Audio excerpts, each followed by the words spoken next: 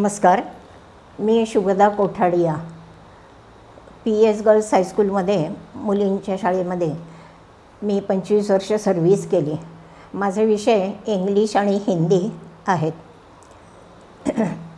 25 वर्ष संसार केला. इकडे तिकडे बघायलासुद्धा वेळ नव्हता. त्यावेळेस मुलं लहान होती. पण त्याच्यानंतर मात्र रिटायर झाल्यावर जाणवायला लागलं, कारण मुलं कॉलेजमध्ये पुढे शिकायला गेलेली आणि मी एकटीच. तर मग माझी एक मैत्रीण, मला अपर्णा अंबिके म्हणून, तिने मला सुचवलं की तू जाऊ शकशील का? हो म्हटलं, आनंदाने जाईन. तर तिच्याबरोबर मी पण जात होते भगिनी निवेदिता प्रतिष्ठानमध्ये. तर काही दिवसांनी तिला ते अशक्य झालं काही कारणामुळे. मग मी मात्र सुरूच ठेवलं जायचं. भगिनी निवेदितामध्ये सकाळी आणि दुपारी अभ्यासिका असते. त्याच्यामध्ये आमच्या सोयीच्या वेळेला त्यांनी जायला सांगितलं होतं. तर आम्ही दुपारी जात होतो. जाताना गाडीमधनं जायचो, गाडीमधनं यायचो. तर त्यावेळेस जे आमच्या मैत्रिणीचा ग्रुप व्हायचा त्याच्यामधनं चर्चेतनं आम्ही खूप शिकायचो. म्हणजे मी तरी खूप शिकले त्यांच्याकडून, कारण काही सिनियर होत्या, काही अनुभवी जास्त होत्या वेगवेगळ्या क्षेत्रातल्या, आणि आम्हाला फक्त टीचर म्हणजे तेवढाच एक दृष्टिकोन होता. तर असं शिकत शिकत मी भगिनी निवेदितामध्ये कधी समरस झाले मला कळलंच नाही. तिथं मी हिंदी आणि इंग्लिश विषय शिकवायची. हिंदी माझा मेन सब्जेक्ट होता आणि इंग्लिश पण मी घ्यायची. आणि ती मुलं होती ती गरीब होती. आईवडील दिवसभर कामाला जायचे आणि मुलं एकटीच असायची घरी. मग शाळेतनं आलं की खेळत बसायचं वगैरे. तर त्या अशा मुलांसाठी सकाळी ज्यांचे शाळा असते त्यांचे दुपारी वर्ग अभ्यासिका, आणि दुपारी ज्यांचे शाळा असेल त्यांचे सकाळी अभ्यासिका, अशी भगिनी निवेदितामध्ये व्यवस्था होती. तर मग आम्ही शक्यतो दुपारीच जायचो आणि 2 दिवस जायचो आठवड्यातून.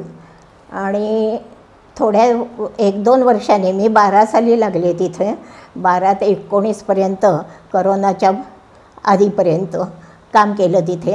आणि मग कोरोनामध्ये आमचं बंद पडलं, म्हणजे आमचं जाणं बंद पडलं. मोस्ट सिनियर सिटिझन म्हणून आम्हाला घेऊन जात नव्हते, प्रिकॉशन म्हणून. तर मग तोपर्यंत आम्ही तिथे काम केलं. ते इतकं छान वाटत होतं. म्हणजे भगिनी निवेदिता ही आम्हाला भगिनी नसून आईच आहे असं वाटत होतं. इतकं सगळ्यांचं सहकार्य असायचं तिथे. आणि जे आम्हाला येत नाही ते आमच्याकडनं करून घ्यायचं चांगल्या पद्धतीने. म्हणजे तुम्हाला येत नाही म्हणून नाही, पण चांगल्या पद्धतीने सांगून आमच्याकडनं करून घ्यायचं. आणि तिथं मला खूप शिकायला मिळाला आणि त्यापेक्षाही जास्त आनंद मिळाला. कारण ज्या मुलांना गरज आहे त्या मुलांना शिकवायचा जो आनंद असतो, कारण आईवडील दिवसभर बाहेर, त्यांना शिकवायला कोणी नाही, आईवडील शिकलेले नाही, अशा मुलांना मार्गदर्शन करणं हे मला खूप आवडायचं. आणि 1-2 वर्षांनी आम्ही तिथे समुपदेशन चालू केलं होतं, क्लास.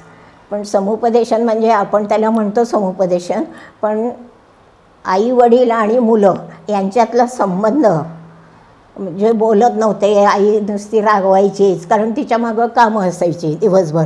त्यामुळे त्या मुलांच्यावर खेकसायची, मारायची. तर ह्याच्यातनं त्यांना बाहेर काढण्यासाठी म्हणून मी आयांना पण बोलवायला सुरुवात केली.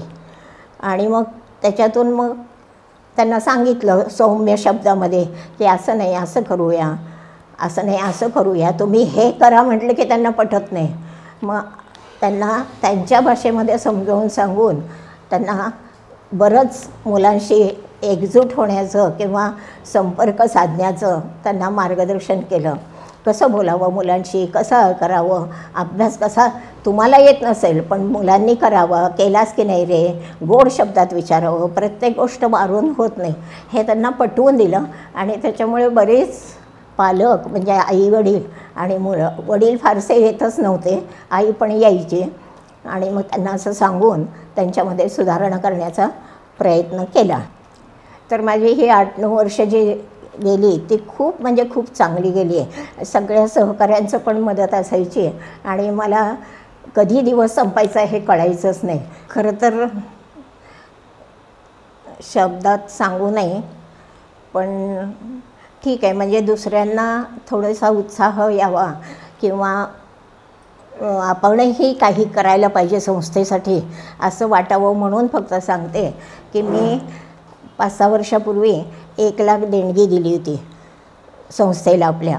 आणि माझे मित्र डॉक्टर संचेती, डॉक्टर कांचन गांधी यांच्याकडूनही बरेच जवळजवळ 75,000 वगैरे त्यांनी डॉक्टरांनी 50,000 दिले होते, त्यांनी 25,000 दिले होते. अशी देणगी पण जमवली. आणि सांगते लोकांना, पण प्रत्येकजण देतच असं नाही, प्रत्येकाचा इंटरेस्ट वेगळा असतो. पण मी बऱ्याच जणांना सांगितलं आणि अजूनही मला इच्छा आहे की काहीतरी गोळा करून आपल्या संस्थेसाठी करावं, द्यावं. तर संस्थेने जे मला आनंद सुख दिला, मी लोकांना किती दिलं मला माहीत नाही, पण मला जो आनंद दिला तो माझ्या आयुष्यातली 8-9 वर्ष कमी झाली आणि माझं आयुष्य वाढलं असं मला वाटतं नक्की.